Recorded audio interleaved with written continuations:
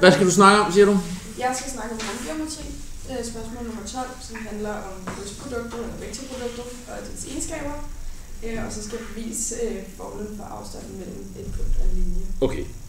Så, ja. Så hvis vi lige starter med at definere en vektor i et koordinatsystem, så har vi x, y og z. Og så er vektor, det har også bare en retning, eller noget sted her i koordinatsystemet. Vi kalder den vektor A, og den har også en x-komponent, en y-komponent og en z-komponent. Vi kalder det så A1, A2 og A3. Og det er jo sådan, at vi kan krydse to vektorer med hinanden for at få et krydsprodukt. Det vil sige, at vi kan krydse vektor A med vektor B.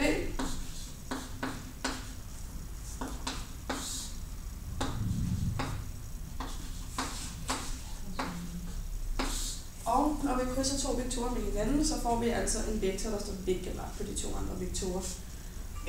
Og når man krydser to vektorer, så får vi altså som sagt en vektor. Og koordinatsættet til den her vektor, det er determinanten af A2, A3, 2, A3, det er så første koordinaten, eller determinanten af det her. Og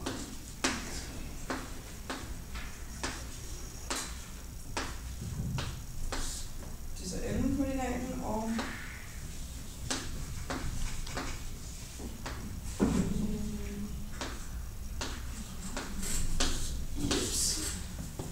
det er jo så det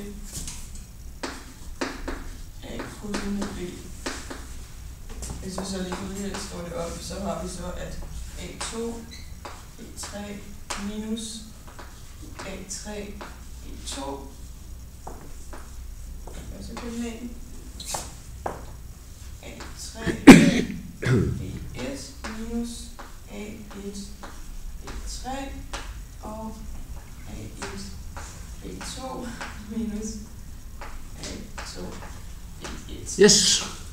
Så det her er jo så den vektor, vi kan få ud af krydset A og B. Så skriver jeg lige også vel, at krydset B vil altså stå vinkelret både på A og på B. Og så gælder det også ud over det, at hvis A og B er parallelt, hvis de altså ligger sådan her, så vil deres krydsprodukt give 0. Ja. Nu tager du 0. Nu skal jeg helt nøjagtigt, så giver det, hvad der står på højre side. Det er et tal. Eller nej, vektoren vil give 0. Altså 0 vektor. Ja. Ja. Og yes, nu skal jeg lige tage rent, for jeg kan altså ikke skrive på højde. Vi kan måske lige, altså nu ved jeg ikke, du skal bevise det nu, men hvis du nu skulle bevise, at det stod vinkelret på dem begge to, hvordan kunne man gøre det? At det stod vinkelret? Ja. Det kan vi vende tilbage til, men det ved hvad er der gælder, hvis de står vinkelret på hinanden? Så vil determinanten være lige 0. Nej, prikproduktet. Ja. Ja. Okay.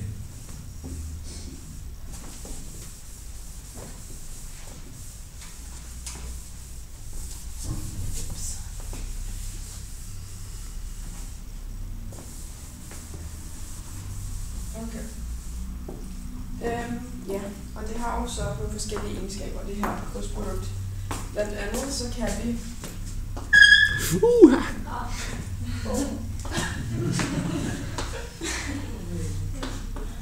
vi kan finde arealet af det parallelogram, som A og B udspænder her, fordi at længden af A krydset med B, det giver altså arealet. Ja, og nu skal jeg lige, fordi nu har du tegnet den, altså hvordan fandt du det areal der? Hvad var det for nogle stipler, du lavede? Det er bare parallelogrammet her. Ja, det er måske lidt skævt tegnet. Ja. Men det er jo så bare... Ja, det var godt. Og det gælder blandt andet, fordi hvis vi kigger på vektoren her, så danner vi altså en trekant med et areal, hvor vi kender arealformet for en trekant. Der er en halv gange A gange B gange sinus til V. Og her kan vi jo så se, at A er længden af vektor A, Ja. og B er længden af vektor B, og så har vi jo så bare vinklen imellem dem.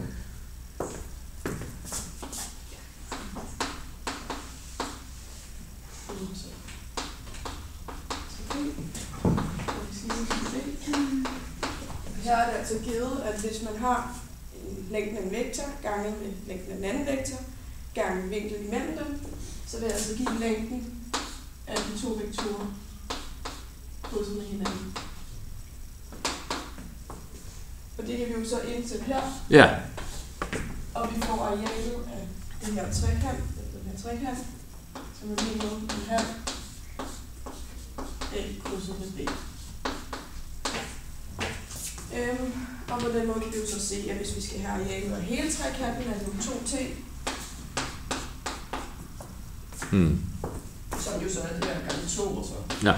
den anden, og derfor så vil arealet af programmet altså være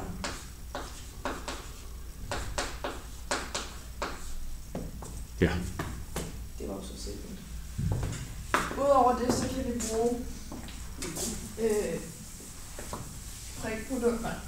krydsproduktet til at bestemme en plans ligning. Okay. Yes. Skriver en ligning op. Vi har A x minus 0 plus B minus 0 plus C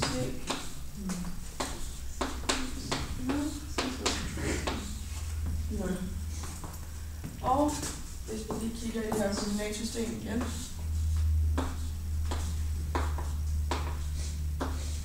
og vi har plan, yes, så skal vi altså have en normalvektor til planen, Okay. som er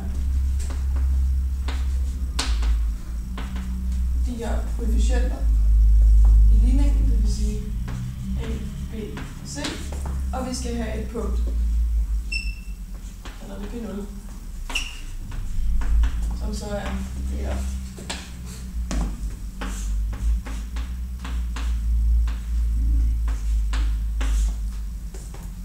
Og derfor kan man jo bruge krydsproduktet, fordi den står vinkellagt på planen til at bestemme en plansligning. Det vil sige, hvis vi for eksempel har 3 punkter i et koordinatsystem, så kan vi finde 2 vektorer mellem de her 3 punkter. Det kan bestemme krydsproduktet mellem dem, finde normalvektoren til planen, indsætte et af de 3 punkter, og så kan vi jo så reducere for at finde ud af, hvad plansligningen er. Så det er nogle af de egenskaber, som et krydsprodukt har.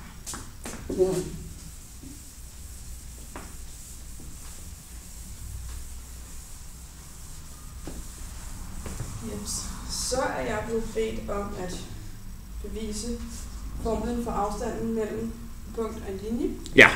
Så hvis vi kigger på, vi har en linje her, kalder den L, og vi har et punkt, kalder den P, så vil vi gerne finde afstanden mellem P og L. Så hvis vi starter med at projicere P ned på L, og det er altså her. Ja. Nu har vinkel, så er det altså den her afstand, vi gerne vil finde. Den kalder vi D. Ja. Og det kan vi gøre ved først at finde et vilkårligt punkt på linjen L, det kalder vi 0. Og vi har en retningsvektor til L. Ja. De stopper i punktet R. Og så skaber vi så en vektor, der går fra P0 til P.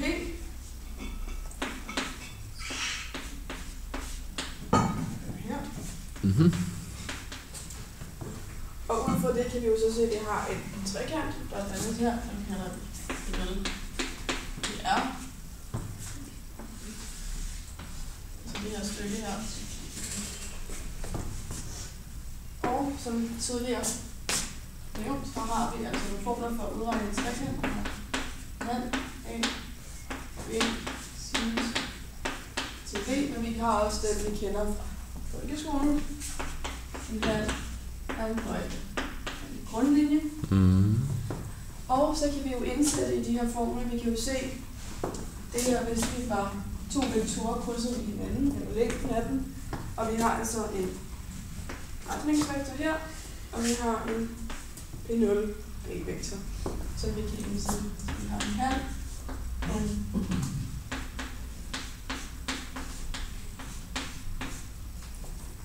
og over der har vi altså en højde. Højden må altså være D af trekanten. Her.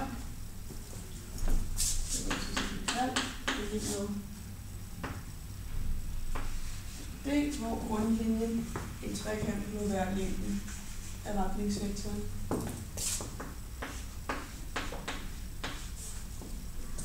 Og så kan vi hurtigt se, at en halv, og hvis vi dividerer med retningsvektoren herovre, og dividerer med retningsvektoren herovre, og vi altså D til at slå hele.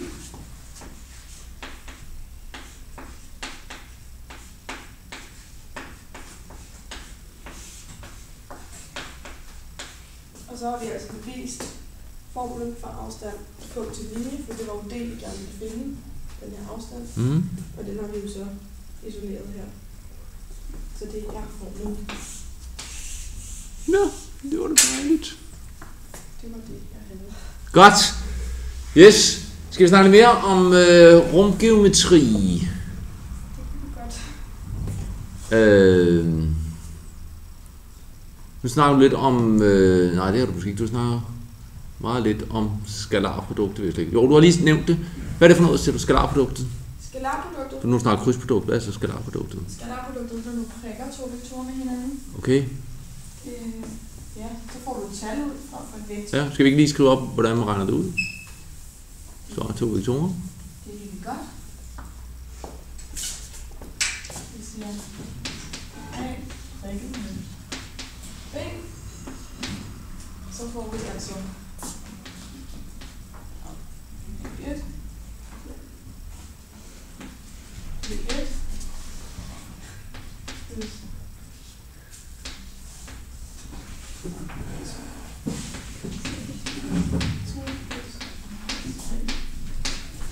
Ja. Og det giver jo så et tal. Det giver så et tal, ja.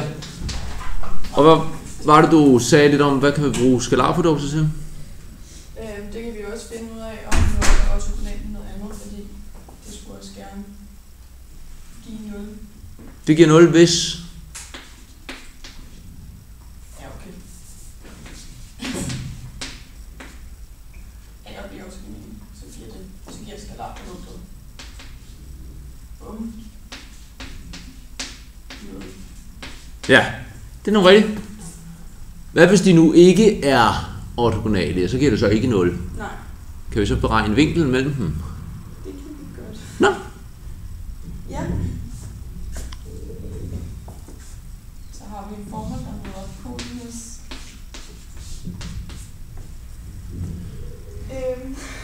Jeg kan ikke huske det. Det er også noget med A, prikket med B over. Ja, det er fuldstændig rigtigt, så du kunne faktisk godt huske. Ja. Godt. Hvad med projektion? Du antydede, du sagde ordet projektion. Ja. Ja, man kan jo projicere noget nu. Ja, hvad hvis nu vi snakker helt generelt, hvis du har to vektorer, og så projicerer den ene vektor ned på den anden. Kan vi ikke lave en tegning med det? Og vi kan tegne med det. Vi har en vektor her, vi har en vektor her. Skal vi kalde dem noget, A og B? Og vi har B her. Ja.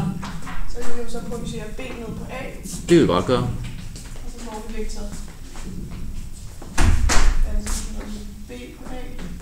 Det hedder den så, ja. Eller det kan vi i hvert fald kalde den. Og det er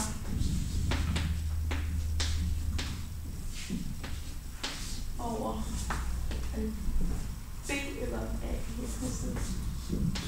Vi projicerer ned på A, så det er nok A. Ja. Det er så længden. Ja. Og det er ikke helt rigtigt, men det er næsten rigtigt. Længden af i anden, ja. Sådan. Godt. Okay. Hvad med en kugle? Ja. Så er vi i hvert fald ude i rummet, hvis vi skal have kugler. Ja. Kan du huske ligningen på en kugle? Hvad skal vi kende, hvis vi skal bestemme ligningen på en kugle?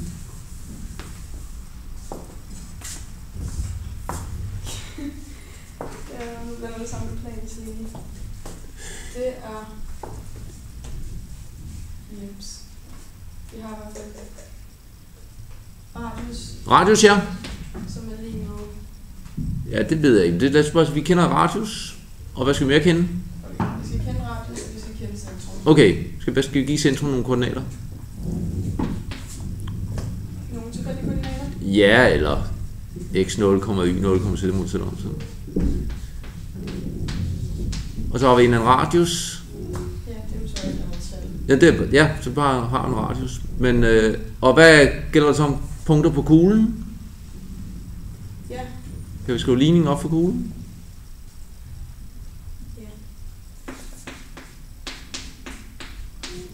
Ja. Ja.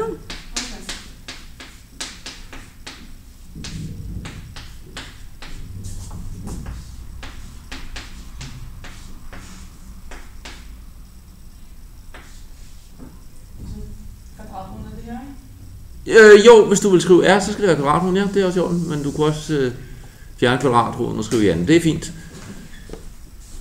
Og hvor kom den fra? Den fine form der? Ja.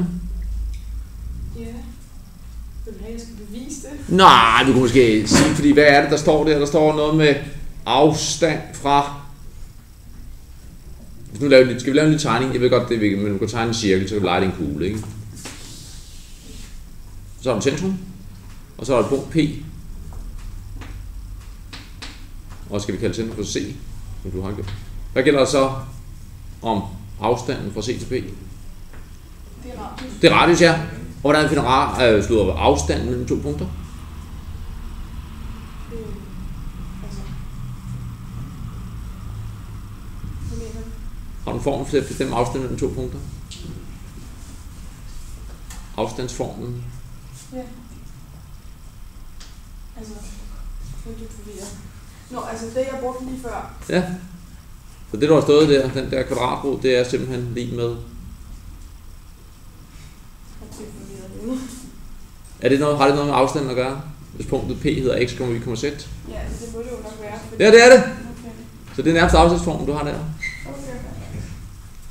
Yes. Okay. Så skal vi har lige... Nu sagde du afstand, det var det du beviste, det var afstanden fra punkt til linjen.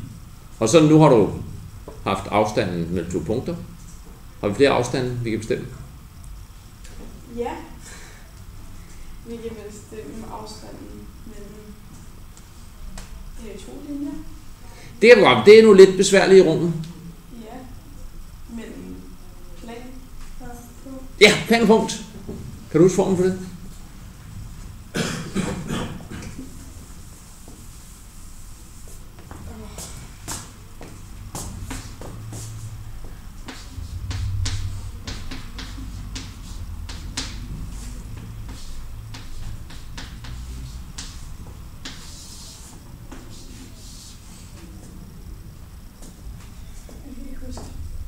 Nej, du er meget godt på vej. Jeg kan ikke huske det. Hvis nu jeg siger, at det er noget med længden af normalvektoren.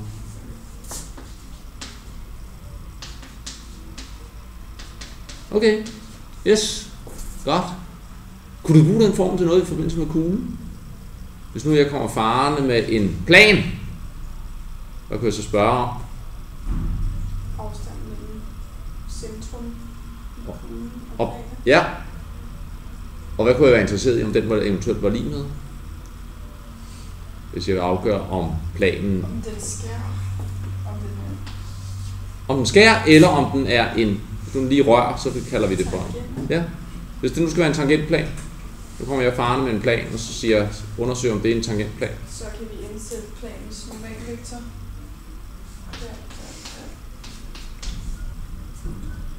Ja.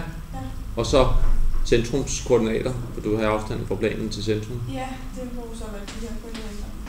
Ja, og så ser du, om det er lig med radius. Yes. Og hvis det er lige med radius, så er det en tangentplan, ja. Godt. Vi kan lige, hvad nu hvis du har en linje og en plan? Ja, det kan godt være en linje og en kugle. Nu har en linje og en plan. Og du finder skæringen mellem dem, hvis nu lige tilfældigvis skærer hinanden. Du må gerne tage et eksempel. Skal vi skrive en linje op? Hvordan kunne en linje se ud?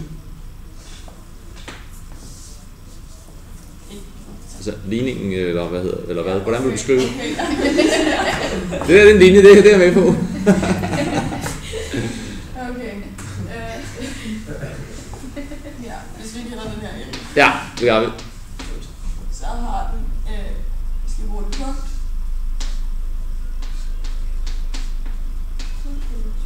Ja. Og plus 3 gange retningsvektoren, ikke? Jo. Og det er så lige med... Det er parameterfremstillingen for linjen. Ja, det vil sige, det er så det lige med x, y, z, ikke? Ja. Sådan der. Og så havde ligningen for en plan. Den havde vi skrevet op før, så den kan vi skrive op igen. Ja, nu skal jeg lige være på med, fordi nu er det jo ikke til det samme x0. Så vi kan også skrive den på en anden form. Hvordan var det, man også skulle skrive den? ax plus by plus cz plus d.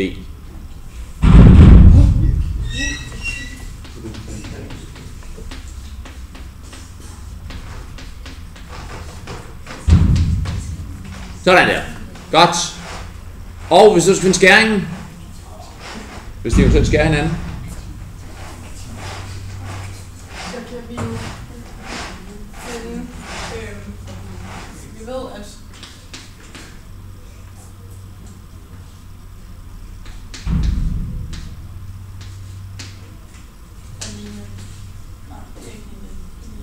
det er x. Og vi kan jo indsætte, hvis vi har nogle værdier for punktet her og for retningsvektoren, ja. Så kan vi indsætte det her forskelligt. Altså vi har jo det her, ja. Gælder, vi har det her gælder, ja. Og det her gælder. Og hvor vil du indsætte det, siger du? Det vil jeg jo så indsætte, fordi det er jo lige sæt. Så vil jeg indsætte det her, ja. Plads, hvor jeg vil indsætte det her på Y's plads. Ja. Og jeg vil indsætte det her på X's plads. Ja, og hvad får du ud af det?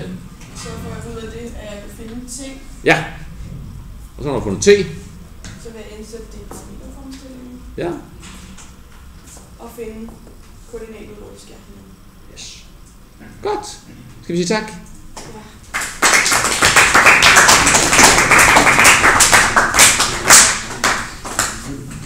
Ja. Ja, hvad siger sensor? Hvad sensor siger noget? Martina? Stella, jeg tror, at du tror, du ved mindre, end du ved. Altså, hver gang, hver gang han spørger om noget, så er det sådan, det kan jeg ikke, og så kan du finde noget af det.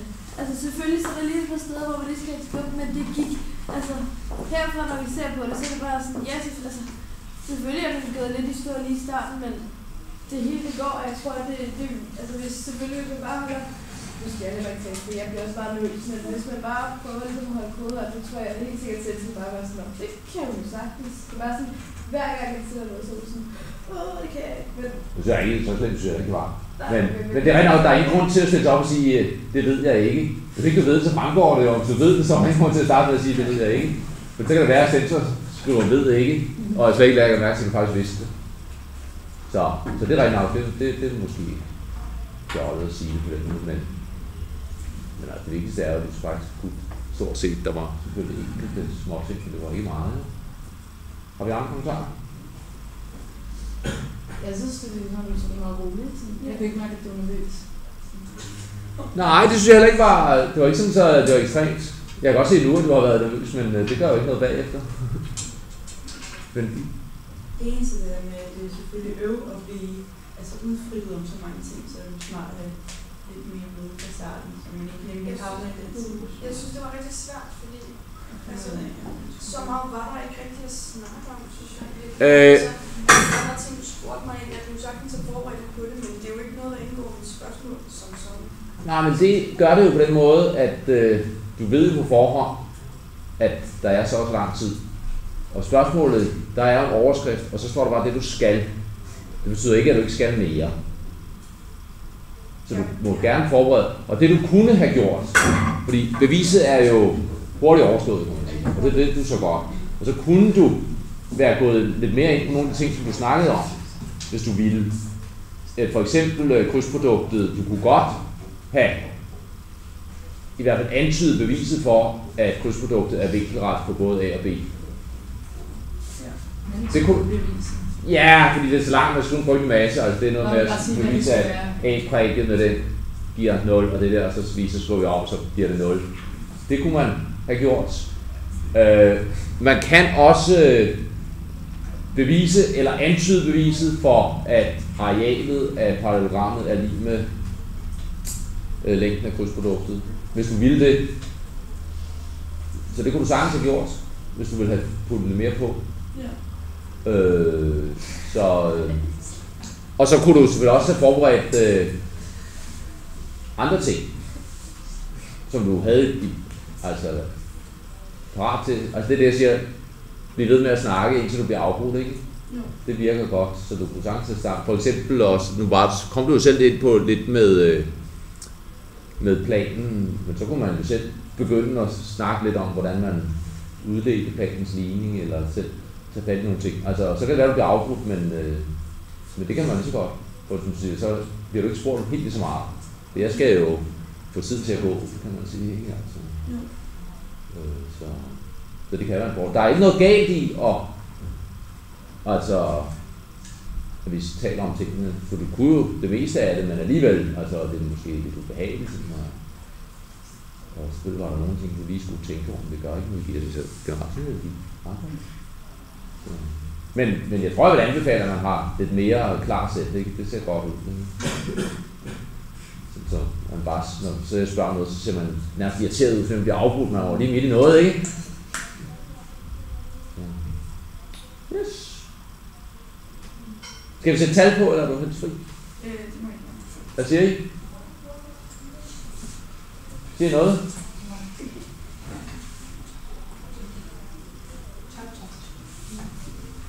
Top. Altså, det er ikke top. Er det ikke 10? Måske 10, og måske kun 7. Det kommer lidt an på, hvor meget sensor, fordi man kan godt mærke, at du jo, altså, at det er en lille smule overfladisk nogle steder, men det er okay, så vi ligger der. Det er ikke under 7 gange. Og måske 10. Det kommer lidt an på sensor. Sådan er det.